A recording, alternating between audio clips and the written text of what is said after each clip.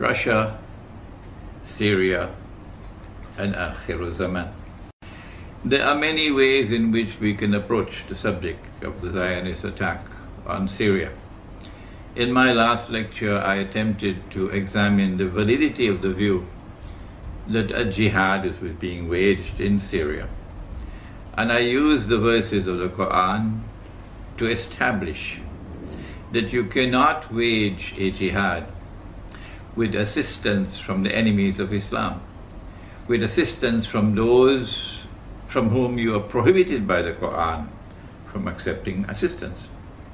I use Surah Al-Ma'idah, verse number 51, to point out that the Judeo-Christian alliance, which today is the Zionist Judeo-Christian alliance, which has NATO as its military arm, and Saudi Arabia, and Qatar, and Libya, and Turkey, as able and willing and enthusiastic members of that supporting and that NATO alliance, clients of the Zionist Judeo-Christian alliance, are actively supporting and funding and training people who are going into Syria to wage that so-called jihad.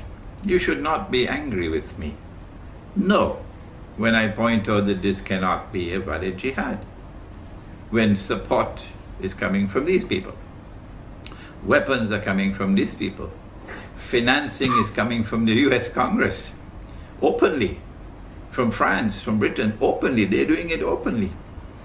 And if you accept that support and that help and those weapons and so on, you cannot be waging a valid jihad. Don't be angry with me, this is facts. These are facts that I mentioned.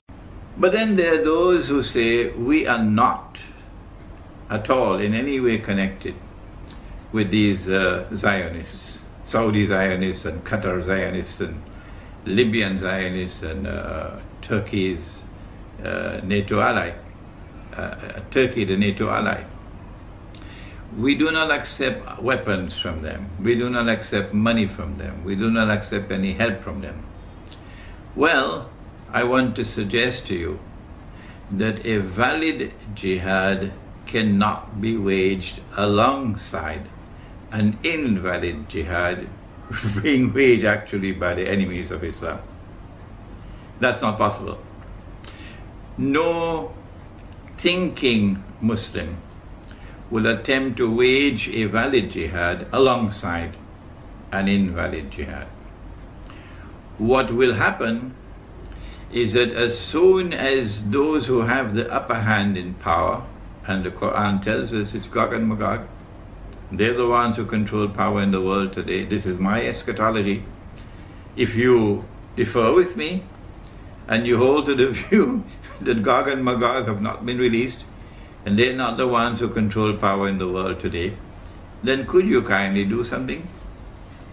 And I'm speaking respectfully, not in any way derogatorily.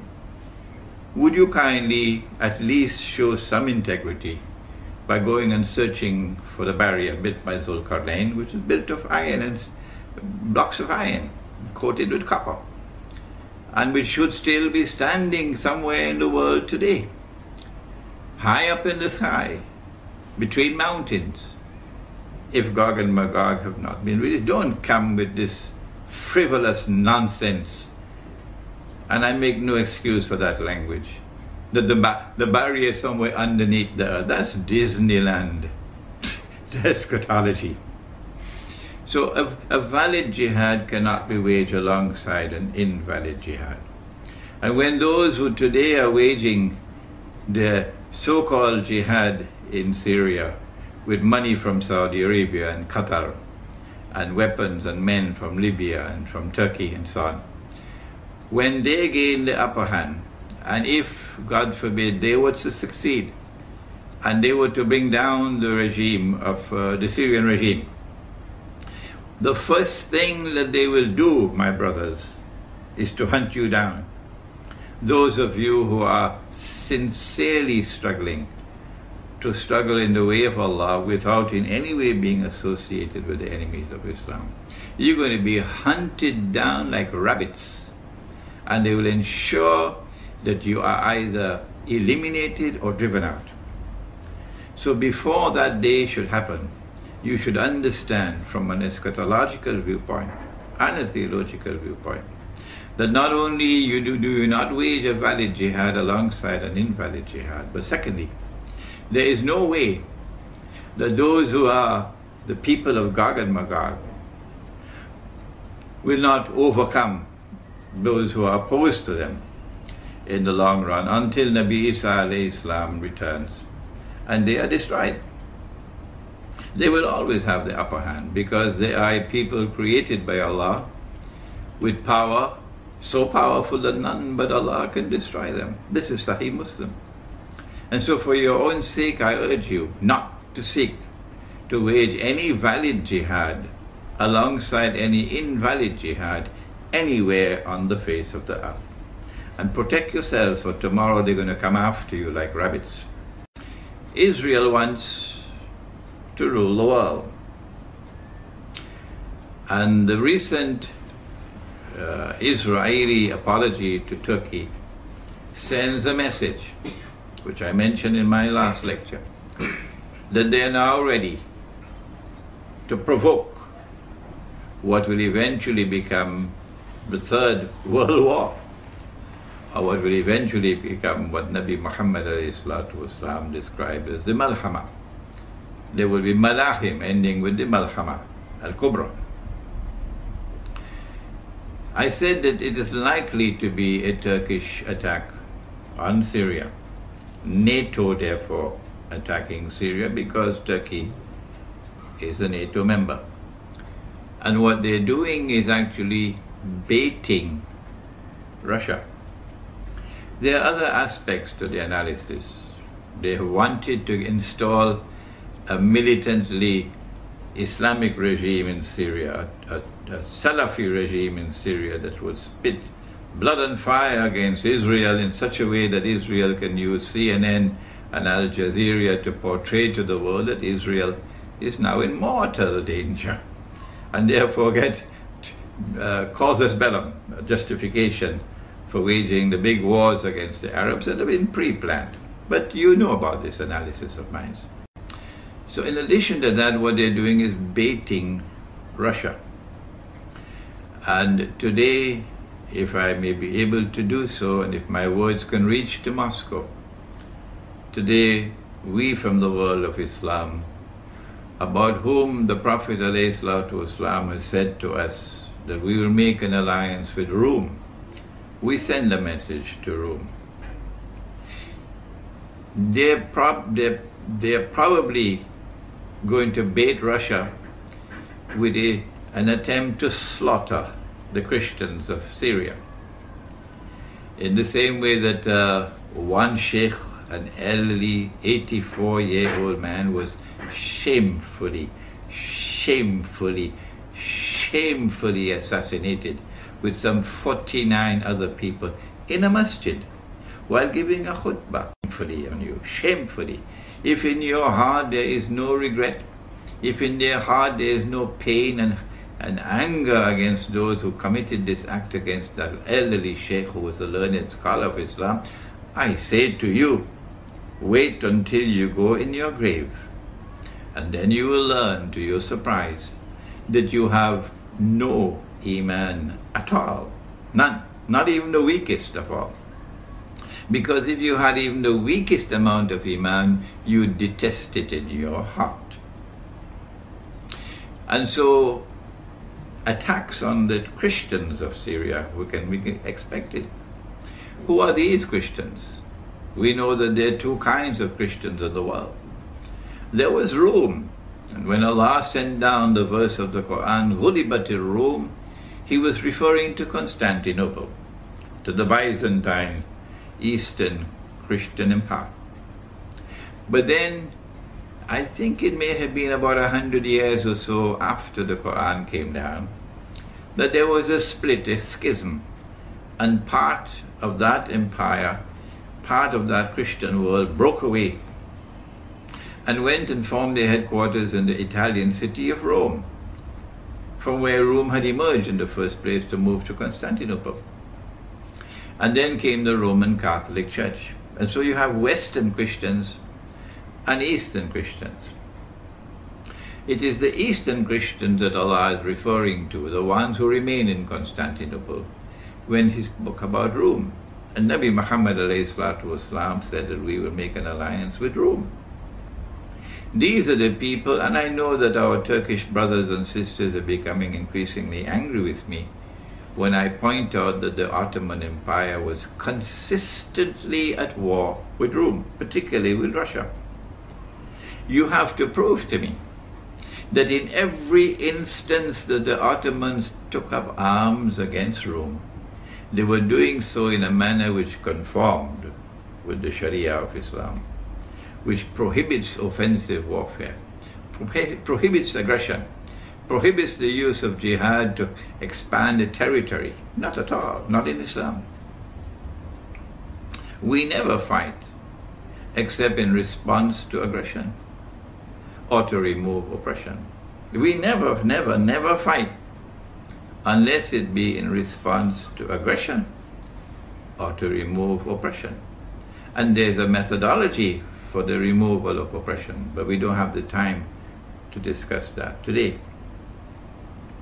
And so Rome is Russia today. And we're going to make an alliance with Rome, said the Prophet ﷺ. Yes, I know that the hadith goes on to say many other things, but it does say, you cannot deny it, that we are going to make an alliance with Rome, and Rome is Russia. If Rome is not Russia, hatu burhanakum. Come on, bring your proofs. And let us argue the question in a very civilized way, in a scholarly way. Rome is in the Quran, and therefore it is from the Quran that we must first derive our definition of Rome. And Rome in the Quran is Constantinople, and Constantinople has moved to Russia. If we are to form an alliance with Rome, then it is with the Eastern European Christians that we're talking about. And the Christians in Syria belong to Rome, not to the Roman Catholic Church. Most of them belong to Rome. There may be some who have their alliance with the Roman Catholic Church, but they, I believe, in a minority. And so if these Christians are attacked and slaughtered in Syria, it will provoke a response from Russia. This can be one of the ways, one of the sinister and shameful ways that Russia can be baited. The other way, of course, is for a full-scale launch, this full-scale Turkish attack launched on Syria. And then when Turkey launches an attack on Syria, because Syria and Iran have a defense treaty, Iran will now be also part of the war, and Iran will attack Turkey. And it will only be a matter of time, I believe, where Russia will be drawn into the war. And so today, we want to send a message from Islamic eschatology to Russia, and to remind Russia that the Bolshevik Revolution did not happen by accident. No. It was part and parcel of a diabolical planning that was meant to stab Russia in the back, and you know what I'm talking about. On the eve of the First World War, they planned for you.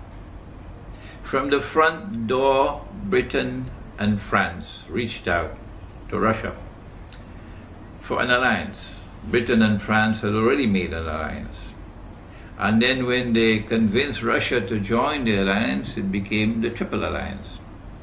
Or was it called the Triple Entente, I believe. But part and parcel, eventually, of that which was used to bait Russia, to lure Russia into the alliance, was the perception of the Ottoman Empire being on its last legs. The Ottomans had been beaten in the Balkans, and they were now vulnerable because of the loss of the European territories of the Ottoman Empire. Constantinople was vulnerable from a Bulgarian attack, for example. And because of that perception of weakness on the part of the Ottoman Empire, the sick man of Europe, they called it, they felt that Ottoman Empire was ripe for the plucking. And so they offered Russia, if you will join with us in the alliance, then we will give you Constantinople. We'll allow you to get Constantinople. The whole of Rome had been longing to get back Constantinople since the Ottoman Sultan Muhammad Fatih had conquered Constantinople. And he had added salt to the wound of the loss of the capital city of Rome, Constantinople. He had added salt to that wound in what I declared to be a disgraceful act, and I have no need to change that word at all. I'm fully conscious of what I'm saying. I'm 71 years of age. I have spent my life in the study of Quran and the Hadith, in the pursuit of Islamic knowledge. And so I have some credentials to speak. And it is with full knowledge I say it was a disgraceful act to take Hagia Sophia, the foremost cathedral of Christendom, of Eastern Rome, and transform it into a masjid. Disgraceful. And so that added salt to the wound. It created hatred in Eastern Europe and Russia, eternal hatred for Islam when you did such a thing. It's like a stab in the very heart of Eastern Europe, Rome. This is what they did. And so when Russia was offered Constantinople by Britain and France on the eve of the First World War, the Russians were very pleased to accept that offer. And then the First World War commenced on cue, as though it was pre-planned. In fact, it was pre-planned. When they had offered to you Constantinople through the front door, Russia, are you listening? Guess what they did through the back door? These people who are duplicitous in their conduct, who are deceptive, who speak with forked tongues.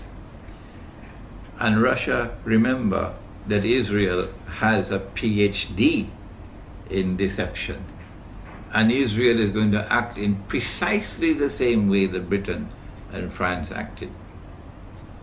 What they did was to attack Russia from the back door when the Russian troops were very close to Constantinople. And then, in order to prevent Russia from taking Constantinople, which they had offered you through the front door, what they did was to plan and to execute the Bolshevik Revolution the way that they planned and executed 9/11. There is research to be done, but I guess the Russians already know what I'm talking about. Eastern Europe knows already what I'm talking about. The connection, for example, between Wall Street and the Bolshevik Revolution. The connection, for example, between the Americans and the Siberian Railway to ensure that the Russian regime would not have the use of the Siberian Railway, and that the Bolsheviks would be able to use the railway to bring in troops and men. So the Bolshevik Revolution took place at the time when it did, I believe in October 1917, in order to prevent Russia, Rome, from getting Constantinople. This was their duplicitous conduct. This was the double standards. This was the forked tongue.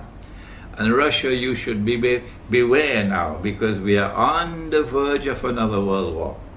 And they will attempt to deceive you one more time. I believe the heart of the deception this time will not be France, will not be England, will not be the United States. It will be Israel. When they brought about the Bolshevik Revolution, they did it not only to prevent Russia from getting Constantinople, but for a second reason as well. The Bolshevik Revolution led in 1922 to the creation of the Soviet Union and to the communist ideology. Communism was not created by a schoolboy. Communism is not schoolboy economics. Not at all. The communist socialist economic theories were very, very, very skillfully constructed. It brought about what may be described as more egalitarianism in the economy. For example, the gap between the rich and the poor was brought down, made so small. The Russians today must be looking back at the days of the Soviet Union with nostalgia, because today in Russia it's gone so high. The rich are so rich and the poor are so poor. The gap is so high. They did it because there was some merit in the communist or socialist ideology. But they had state control of the economy and a dictatorial regime. And it was an atheist regime. And its mission for which it was constructed was to destroy the Christian foundations of Russian society and of Eastern Christian Europe. And they wanted to do that so that the Western Christian faith would have the upper hand, would dominate. Because the Western Christian faith and the Judeo-Christian alliance always recognized that Rome represented a threat to them. And then look at what happened in the Second World War. Was it an accident that even after Germany had surrendered, they continued the war and then they stopped the war at a certain time? Why did they stop it at that time? Why did they not go forward? The reason why they stopped the war at the time that they did is so that the Soviet Union would have total control over Rome. All of the territories of Eastern Europe, where Rome was located, Eastern Christianity, so that the Soviet Union would continue its oppression of Christianity in that part of the world. And so the Bolshevik Revolution was a stab in the back of Russia. It brought with it certain benefits, but there was poison with it. Like, Al Jazeera. Some things which are very good, but so much of poison. Like, for example, Harun Yahya and all his books. So much of it's so good, but look at what his eschatology teaches you. And so it is very likely we are now on the verge of the big wars. We are at a critical moment in history. And Syria is the center of the chessboard. And it is necessary for the Russian leadership to ensure that they are not deceived. Be careful, be careful, be careful. Because those who you're dealing with have PhDs in deception. One last word. Yes, Syria is the center of the chessboard in Akhir Zaman, or the last age. Yes, indeed, we believe that the three main actors of Akhir Zaman, or the end time, are eventually all going to be in Damascus at the same time. And so the battle for Damascus is at the heart of Akhir Zaman. Imam al-Mahdi will be in the masjid. We mentioned in our last lecture that Nabi Muhammad alayhi salatu wasalam said that the masjid would be barricaded, locked up, the gates, and the Imam will be inside. And that when the prayer is about to start, the Son of Mary will come down from the sky with his hands resting on the wings of two angels. The Son, of the Virgin Mary. Do you remember now? We Muslims, we share with you the view that Mary was a virgin. The Quran says about Mary, she is the highest of all the women in heaven. That's her status. That is what links us both, you and I. Our recognition of the status of Maryam alayhi salam, or Mary. And we and you are the only two people on the face of the earth who believe that Jesus will return, Nabi Isa alayhi salam. There is so much that links us together. We should not be fighting with each other. We should now be cooperating with each other. When Nabi Isa alayhi salam, or Jesus, returns, comes down from the sky, with his hands resting on the wings of two angels, he will come down in that masjid in Damascus, not in Rome, not in Washington, not in London, and not in Jerusalem, in Damascus. And when he comes down, the Imam al-Mahdi will recognize him and say, this is the son of Mary. In just the same way that John the Baptist has said, here he is, this is the man you've been waiting for, this is the Messiah. And so history will repeat itself. The divine plan is that of positive recognition. Firstly, through John the Baptist, Nabi Yahya alayhi salam, and now for the second time with Imam al-Mahdi. And the Imam will ask Jesus alayhi salam to lead the prayer. And he will say, no, the people have appointed you as Imam or prayer leader, so you lead the prayer. And after the prayer is over, he will say, open the gates. Meaning that the masjid or the house of Allah is barricaded, is blocked with gates, which is a taste of things to come. They have already assassinated one sheikh, Sheikh Muhammad Saeed Ramadan al-Bhuti rahimahullah. Shame on you, shame on you, shame on you for what you did to him. And may Allah grant him the highest heaven, Jannatul Firdaus. Ameen. He is Shaheed. And those who kill him are going to be in the hellfire. Because this is not Islam.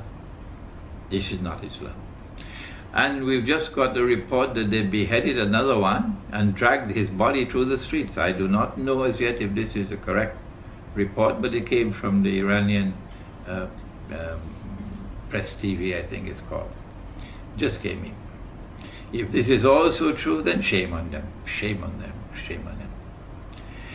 And so the masajid are going to be barricaded now, because these people have a thirst for blood in them, that they will do anything. They're getting into a frenzy now. I don't know whether they're going to come after me as well.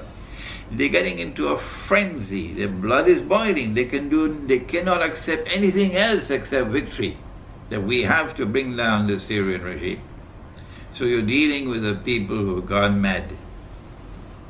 When Nabi Isa alayhi salam returns, these two are going to be in the masjid. Two main actors of Akhir Zaman, and the third one will be outside, namely the Antichrist.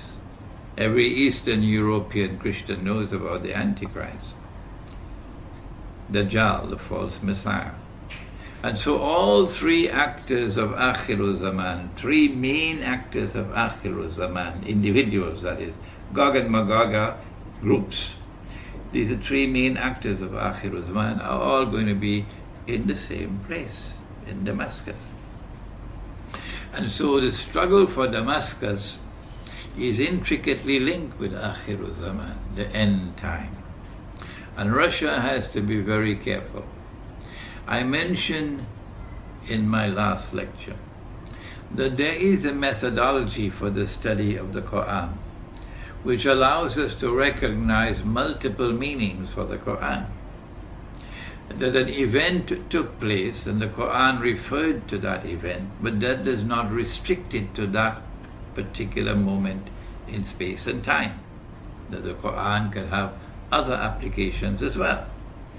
And I pointed out to you the verse in which Ibrahim alayhi salam, or Father Abraham, was commanded to sacrifice his son, his only son. At that time, only Ismail alayhi salam was his son. Nabi Ishaq alayhi salam was born later. But that's a difference between us and you, which we attribute to the changes which took place in the Torah. I have a book entitled The Religion of Abraham and the State of Israel, a view from the Quran, in which I have offered a Quranic explanation of these problems that exist between us.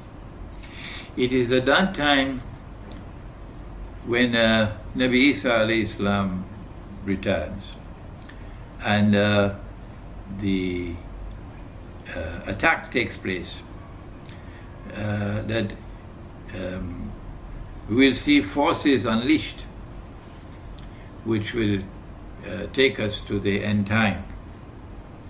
Russia has to be very careful, because if an attack takes place on Syria and Russia is lured into the war, our understanding of the Quran is that the verse of the Quran which is located in Surah Al-Rum, or the surah which is named after the Eastern Orthodox Christians, which begins with the verse Gulibatir Rum, Rome has been defeated, but then goes on to say وَهُمْ مِنْ بَعْدِ غَلَبِهِمْ سَيَغْلِبُونَ.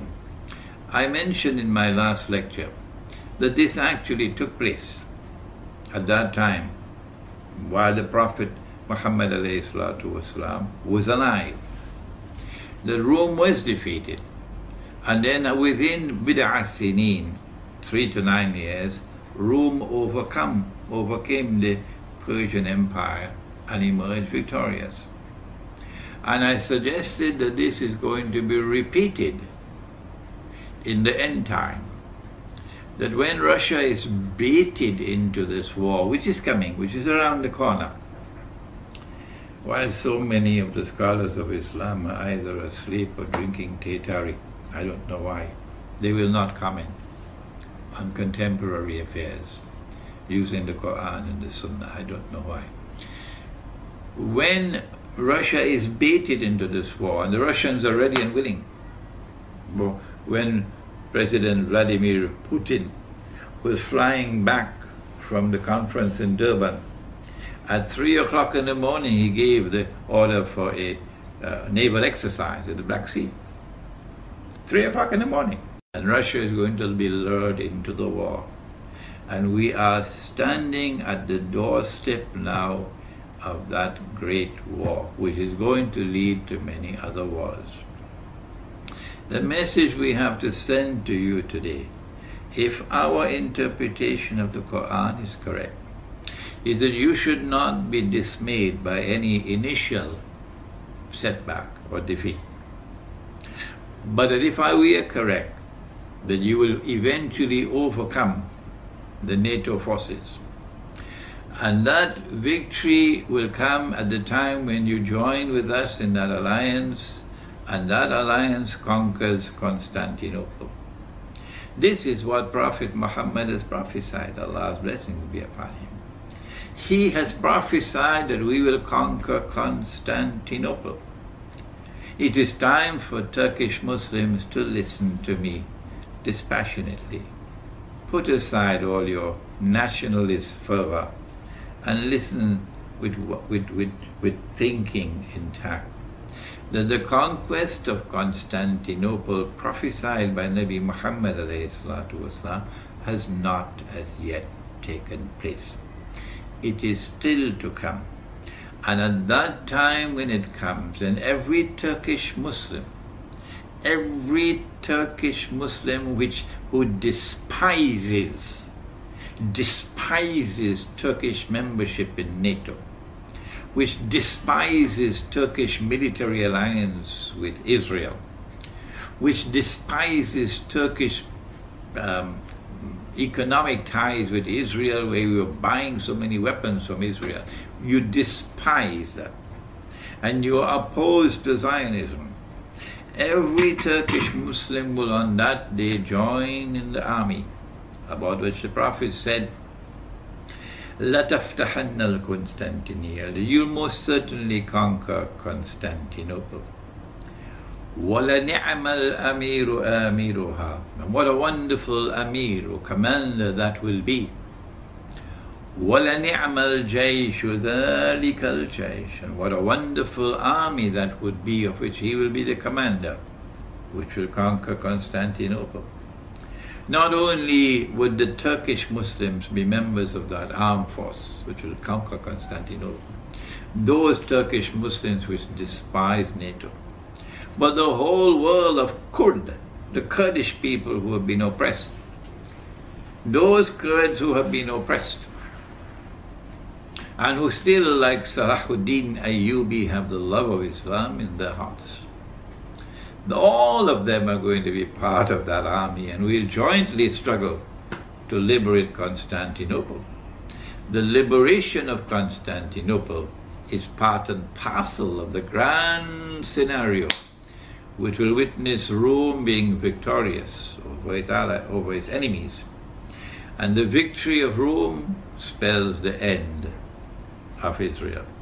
And so we end our talk on Syria, Russia, and Akhir Zaman, pointing out that this is not the whole story, but we'll reveal it, or we'll analyze it bit by bit in the days and months, the weeks ahead, inshallah.